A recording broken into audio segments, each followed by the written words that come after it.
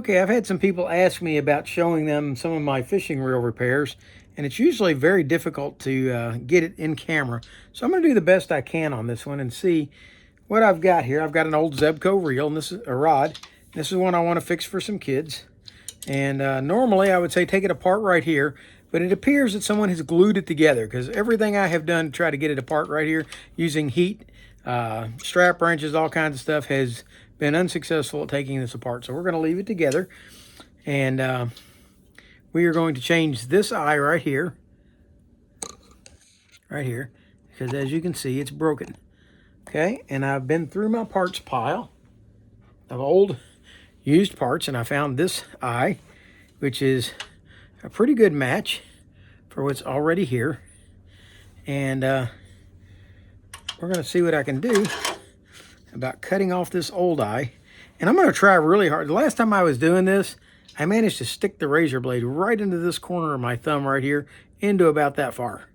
So I'm going to do the best I can today to do this without cutting a big hole into my thumb. And I'm going to start off by scraping off the top, the tie wrap that is around the top of the eye. There we go. And come around to the other side and duplicate what I just did on that side. And there it is. The eye's gone.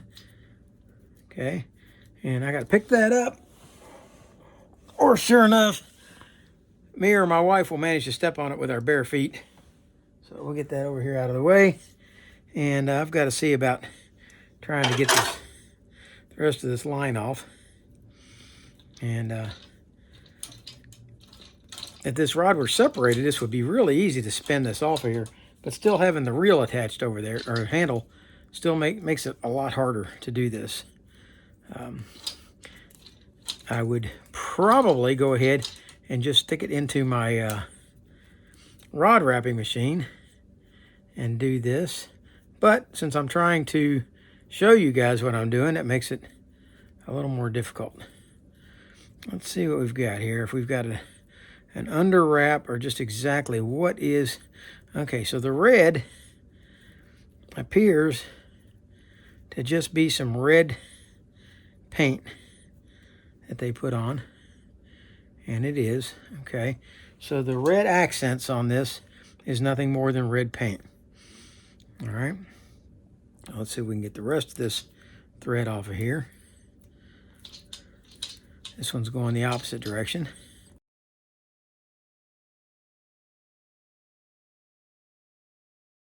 And I'm going to do the best I can to install this eye and making it look as much like the original as I can. And it doesn't need to be perfect. No, this is just going to be an inexpensive kid's rod that I'm giving away to a kid to take out fishing. Would they like to have it nice? Yeah. So I'm going to try to do the best I can. Obviously, I don't want to take and put a black eye or a green eye on this rod to make it look silly. But I would like to try to make this look as much like the original as possible. So this is where the eye is going to go. It'll mount right about here, like so. And what I'm going to do, I'm going to zip tie that in place to kind of hold it in place on one side while I go ahead and start the wrap on the other side and see if I can duplicate this wrap that they've done. All right, so I'm going to... Next time you see it, it's going to be over on the bench. All right, before we get too started on this other rod build, I figured I'd show you. This is one of the rods that I fixed. I did this one last night. And what I was trying to do is trying to fix this eye so that it looked similar to the original eyes. Here's one of the originals. And I wanted this to try to look something like that. And this rod belongs to my buddy Ken. He uses it to fish for redfish. As a matter of fact, he caught a 36-inch redfish on this pole. And it's not an expensive pole at all. It's a quantum light. rod, and he brought it to me with this eye torn out. As a matter of fact, this is, yeah, this is one with the eye. It was broken and gone. So I was able to fix that and patch it up as best I could. And let's take a look at another one. Okay, this was the next rod that I repaired. I did this one this morning. This is a Kunan, and this eye here is original to the rod. That's what it originally looked like. And we're going to come up here and take a look at the one I replaced. This is the one I put on. That was as close as I could get to matching the colors. Those are original wraps there. This is my wrap. And that was as close as I could get with the color threads that I have to making it match. But this is a rod that he picked up last week at an estate sale. And he was hoping to be able to take it fishing, but when he got it home, he found out that that eye right there was cracked. The left-hand leg was broken all the way through, and the right-hand leg had a crack in it. And so he said, well, can you fix that for me? And I said, yeah, we'll see what we can do. And here it is. It's been repaired. And now let's get over here to this one I'm going to fix tonight. I don't know if you're going to be able to see any of this or not. I can't see the camera while I'm seeing where I'm working, so we're gonna do the best that we can. First thing I got to do is try to figure out a thread to go on this, and I'm thinking that this gray right here is going to be what I've used so far. Almost every color I have used, even though they said they were color fast, have darkened when I put them on. So we're going to see what happens when I use that one. If it's not exactly right, it's not really going to hurt that much. What I do want to do is I'm going to take this blue thread off of here that I have.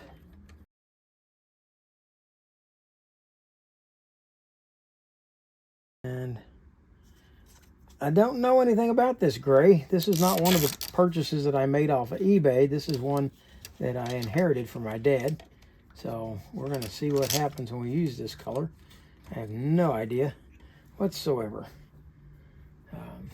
So put that on.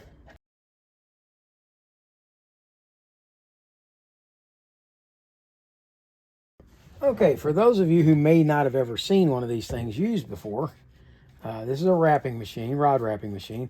And what I'm going to do, I'm going to bring the thread down here, and I'm going to hook it through this eye down here at the bottom, the one that's right in front of the spool. Bring it around again and hook it through this one. It's in the front. Then I'm going to take the thread and bring it up and put it through the eye of this little fishing line looking one up here. They call that the tensioner. And then we'll bring it around over through this bottom eye right here, and that should be it. All right, we're going to let all that sit still for a minute now while I look at this and figure out about putting my eye on. And there's a couple of different ways you can attach these. One, you can glue them. Some people will use hot glue. Some people will use a zip tie. In this particular instance, I think what I'm going to use is a rubber band to secure this in place. Okay, we're going to set that on there like that. Just loop it through. And then I'm going to tuck this through like this. Once I got it on there, then I'm going to take this rubber band and stretch it down tight. And because it is rubber, it will kind of adhere to itself and kind of stick. All right, we're going to look. We want the same length on each end to stick out. Just a hair more to the rear or towards the handle. There, now we're even both directions. Let's pull that rubber band tight one more time. And I think we're about ready to start wrapping. Okay, and I don't know that you're going to be able to see this very well. What we're going to do is, like I showed you a while ago, now this one down here, it allows you to move it back and forth. Can you see that? Nope, you can't see it. Let me bring this down a little bit. I'll rotate it. How about now? Okay, can you see it now? Okay, now you can see this piece down here, but this piece moves back and forth, and that allows you to guide the line and tell it where you want it to be. But we're going to keep this moved up a little bit so you can see, hopefully, where I'm working. All right. Now we're going to bring this line up, and let's see, we've got a little bit of red sticking out of the end. So we're going to wrap it around once, bring it to the inside, wrap it around twice. I'm going to go one more time. You know what? We're just going to do 2 today. And let's move it over just a hair more, for just a little bit less red showing.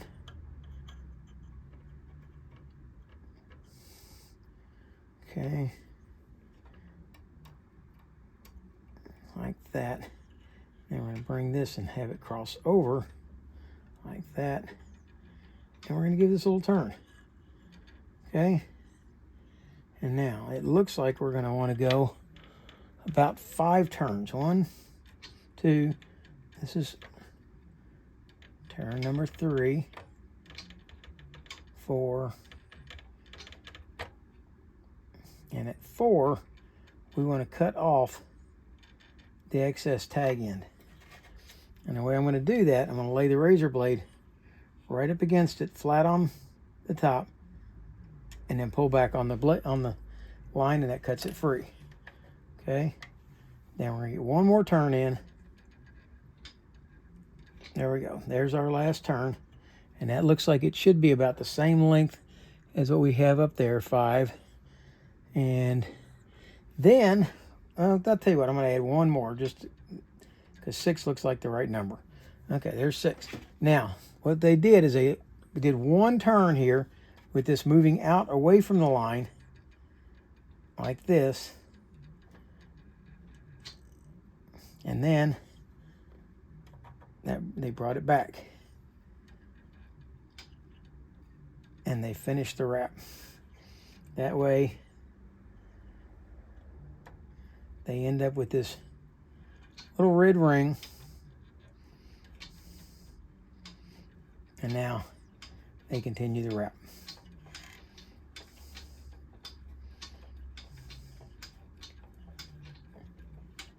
And is this going to be perfect? Absolutely not, guys. I am not a professional. My point is just making sure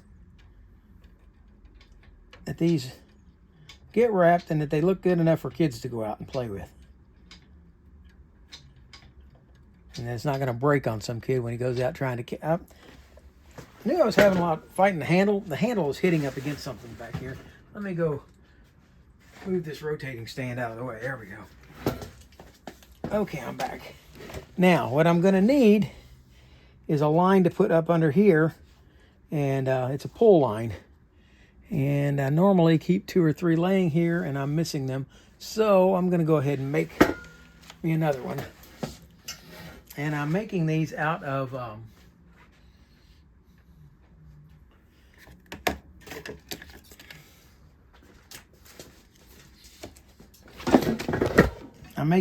braid.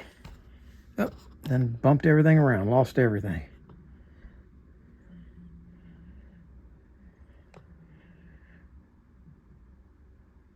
There we go. Okay. I'm going to take my braided line, pull out enough to form a loop, cut it, and then all I'm going to do is make a loop in this line with a knot so that I can grab hold of it easy.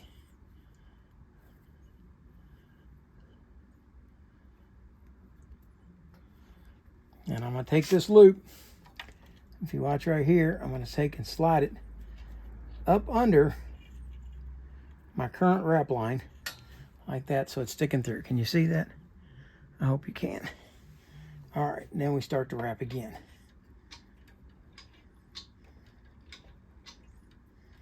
Now, the proper way is to have a burnishing tool and be constantly bumping this and tapping it and tightening it up. But look, I'm not getting into all that. As long as I got a good solid wrap that doesn't look like it's going to fall apart, I'm a happy camper. So if you're just looking to try to get yourself, get that eye put back on your rod, so that it's not causing you any grief and you can go out and fish with it again, then hey, by all means do that. Okay, we're going to loosen the line. That takes the tension off of it now. And I'm going to cut this free. And now I've got to take this piece and put it through that loop that I installed earlier. Okay, pull it down, keep the tension on the line, hold it nice and tight, and then we're going to pull this loop until it pulls that line. And then we're going to pull that wrap back up underneath like that. Now, a lot of people will say to grab this and pull it down tight now, like this, and then grab hold of it and pull it over just a little bit to open this up. See how we got this open? And then take your razor blade and set it up against there. And then pull your thread against the razor blade and then burnish that line just slightly. There you go. Okay, there's one wrap done. Now we can take the rubber band off of the other side.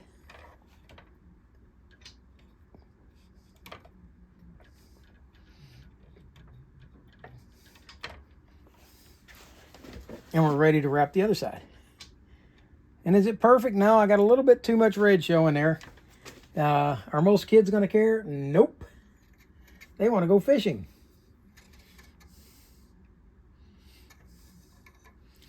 Okay, rerun my lines. Because every time you cut it loose, it almost emphatically will pop loose. Okay, now we're going to do the same thing, only now we're going to go the other direction. Okay. Cross it over. Get your line started. And then make sure when you're doing this that this line keeps that tag end line rolling under. If you don't, then what's going to happen is it's going to pop out, come loose. Okay, we're going to cut the under wrap off.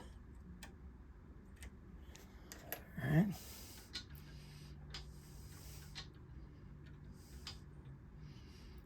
Okay, and that's about as far as I can take that. And now we've got to get the red open wrap in it.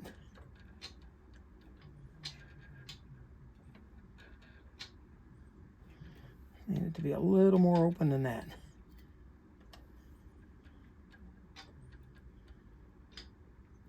There we go.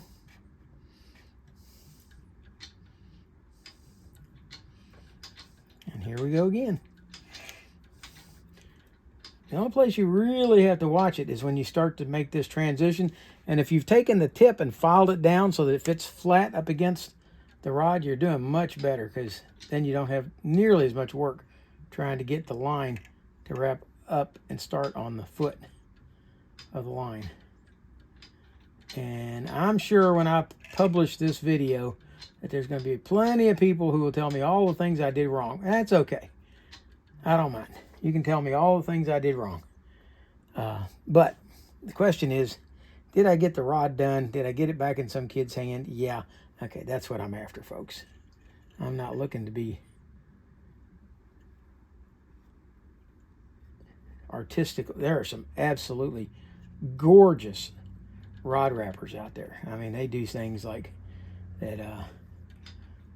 There's one called a Fire Dragon or something like that. Man, that thing is just amazing. But I'm not doing any of that. I'm just looking to make this thing functional again and get it back in the hands of a kid.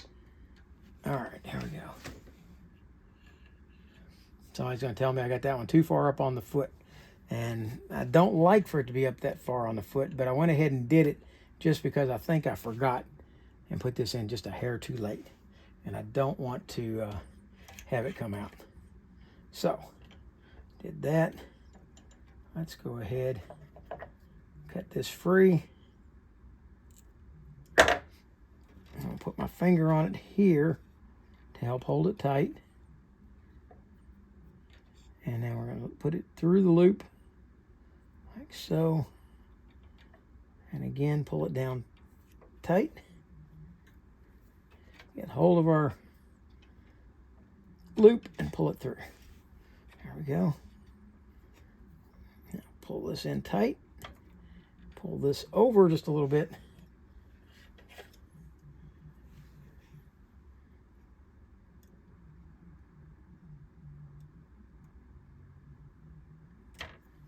we go. Rub that down. Okay. Varnish that a little bit. There we go. And there's our eye tied. Now, you could put a little varnish on this and leave it at that. I don't like to do that. I'm an epoxy guy, and I'm going to mix up enough epoxy that I'm going to go through and do every eye on this. Otherwise, I think it's going to have a tendency to come loose. I'm hoping this is going to darken. It's not going to stay silver like this. I'm hoping that it's going to darken like every other line that I've used. And will look like the rest of these. I guess we'll find out in just a second. But anyway, I'm going to mix this up some epoxy here. I'm going to move my chair out of the way. Hopefully I'm not going to be bumping into the camera. I've got these craft paint brushes that I picked up at the Dollar Tree. You get 12 of them for $1.50 or $1.50, something like that. We're going to be using that to apply the epoxy.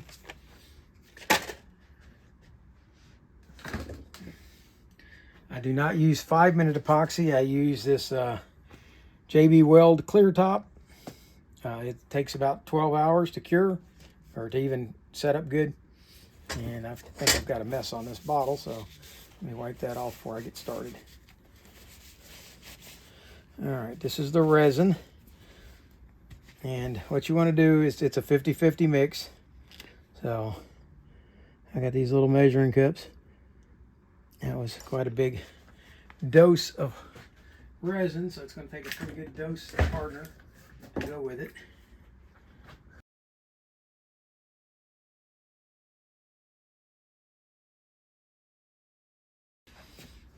Then I'm going to take a popsicle stick and mix this up real good.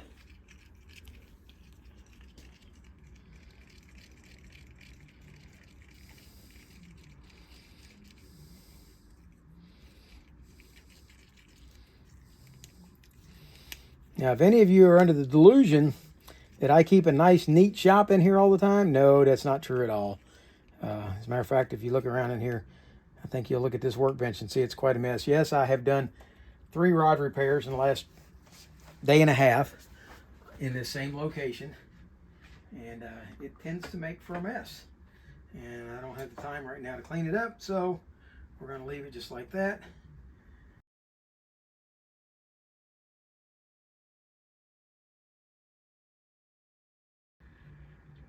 All right, and the rod is now rotating.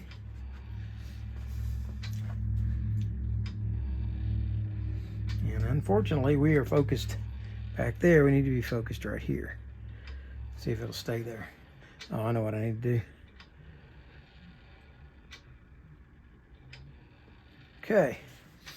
Now, once that's like that, and I gotta put a paper towel down underneath here because it's going to drip. It will always drip because I'm going to heat it with my little alcohol burner. Okay. So everywhere that I've got an eye that needs to be done, I'm putting down a paper towel to kind of catch the epoxy. All right. So let's go ahead and let's apply some epoxy.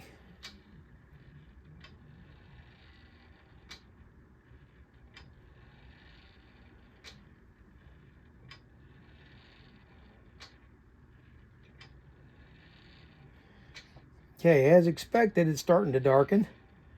I hope it will darken more than it has done.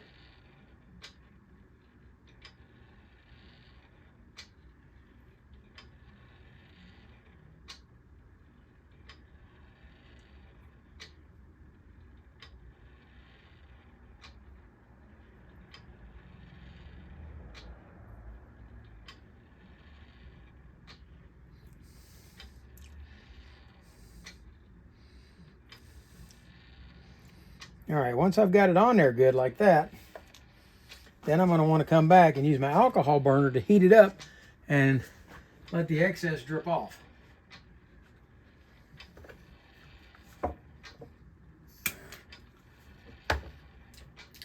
I don't know if you can see this flame under there, but yeah, it looks like it's going to be okay. Okay, and you don't want to hold it under there very long because you'll burn the threads right off. Let it drip a little more.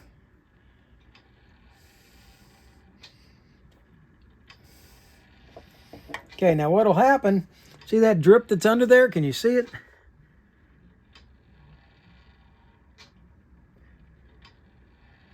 Yeah, I lost my lock again.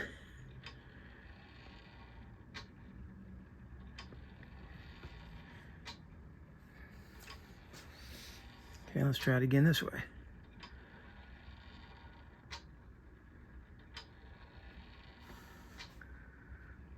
There. Okay. Can you see the epoxy dripping down under here? What will happen, because this is such a slow curing epoxy, you notice that it stays on the bottom. You've got a drip that's hanging down. What will happen with time, as it slowly liquefies or solidifies, it will get harder and harder, and as it does that, that band that's hanging down, dripping down on it, is going to slowly but surely wrap itself all the way around the whole thread. Okay? What you do want to do, though, is make sure that you have enough epoxy on it to be able to accomplish the whole thing. Okay?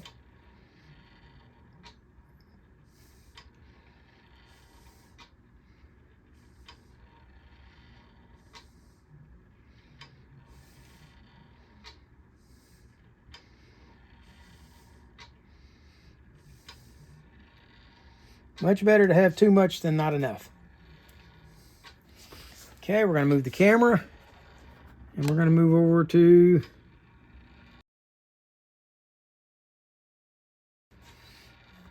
I'm going to go ahead and set my flame over to the side a little bit. It's a little too close to where I'm at.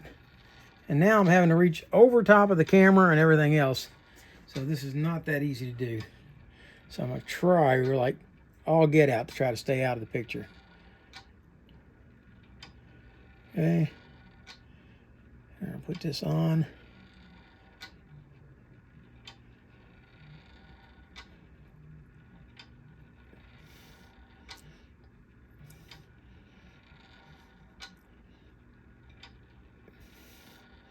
As you can see, this is much more difficult to do than it is fixing a fishing reel as far as filming. So that's why I've fixed so many rods, and very few of them have ever made it on film. But I've had enough requests that I thought, well, let's try it and see if I can make it happen. Okay. And this actually happens to be something my dad was pretty well known for, was his ability to do the rods. See it drip down? Okay. That heat also helps take the bubbles out. Okay. And it helps get the epoxy to soak into the threads. Okay. All right, that's got that one pretty much. Let's move over here and see if we can do this last one.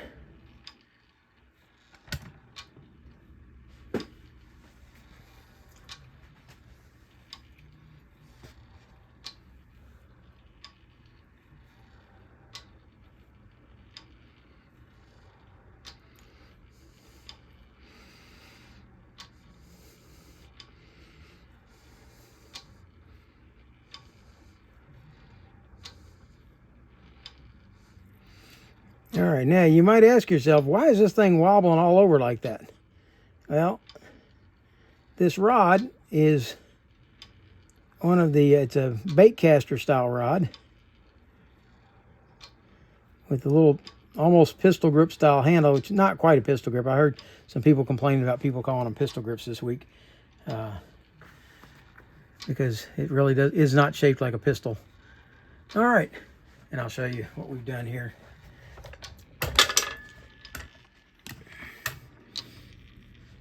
There is what we've got in. That's why things are wobbling like they are. Okay, so I'm now, I don't want to freehand it. I'm going to go around now and take a look again, a nice close-up look at all of these turns. Okay, that one looks pretty good. Now remember that these on this side, they weren't rewraps. So all I did was just put a coating of epoxy over the top of them, just to give it a little, the threads a little strength. Okay, let's move down to this one. Let's see if we can get a look at it. There you go.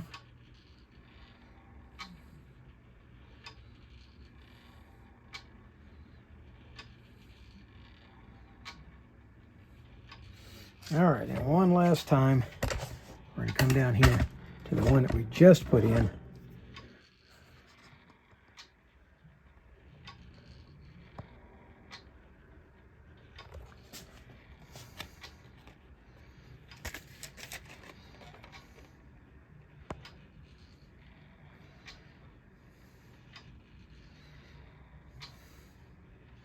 And overall, I don't think it looks too bad. I think it looks like a fairly nice dark blend. It's a little bit lighter than the original, but at least it didn't go black.